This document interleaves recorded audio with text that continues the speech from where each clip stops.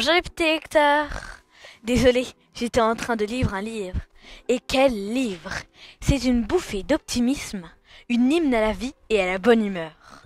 Pas étonnant d'ailleurs, puisqu'aujourd'hui, c'est la Saint-Valentin, la fête des amoureux. Je vous vois bien derrière votre écran en train de dire un livre d'amour, ça va être barbant.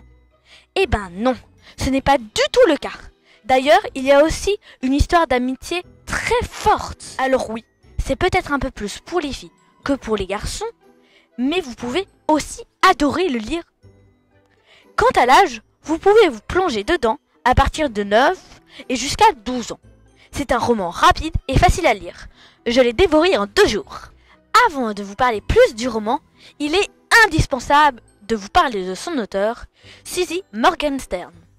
Elle a une réputation unique en son genre. Elle dégage de douceur et de joie de vivre et communicative. Par ses écrits, elle a diverti enfants et adultes sur tous les sujets qui les concernent. L'école, la famille, l'amour, la sexualité, la nourriture, toujours avec bonne humeur, fantaisie et générosité. Née aux États-Unis, Suzy vit en France aujourd'hui, à Nice, où elle est professeure d'anglais. Allez, je vous fais un petit topo sur le livre. Ernest a 10 ans.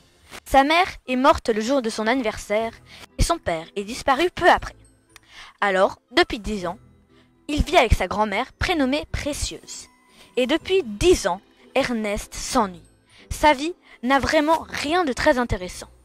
Chaque matin, il se lève, il mange, part à l'école, revient à midi, remange, puis il repart. Aucune distraction. 2 fois par an, un tailleur vient l'habiller. Pas comme ses camarades de classe, habillés en jean et basket. Cet accoutrement empêche à Ernest les contacts avec les autres enfants. Mais de toute façon, il les évite. En définitive, son seul loisir est une lettre que son grand-père a envoyée du front pendant la guerre. Une lettre indéchiffrable. Mais un jour, une jeune fille arrive dans sa vie. C'est Victoire de Montagne. Elle a 13 frères. Et Ernest ne l'impressionne pas du tout. Mais par contre, Ernest est très beau. Très très beau. Et elle jette son dévolu sur lui. Elle va l'emmener tel un tourbillon pour le projeter dans la vie. Voilà, il ne vous reste plus qu'à vous plonger dans l'histoire d'Ernest pour découvrir les nombreux secrets qui l'entourent. D'ailleurs, un grand merci à mon amie Margot qui m'a fait découvrir ce livre. Pour les plus curieux, vous pouvez également vous rendre sur le blog littéraire #nadejfumex.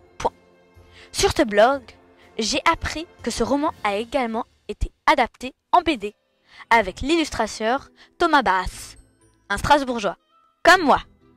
C'est fini pour aujourd'hui. La semaine prochaine, je vous présenterai un livre pour les gourmands, La Pâtisserie Bliss.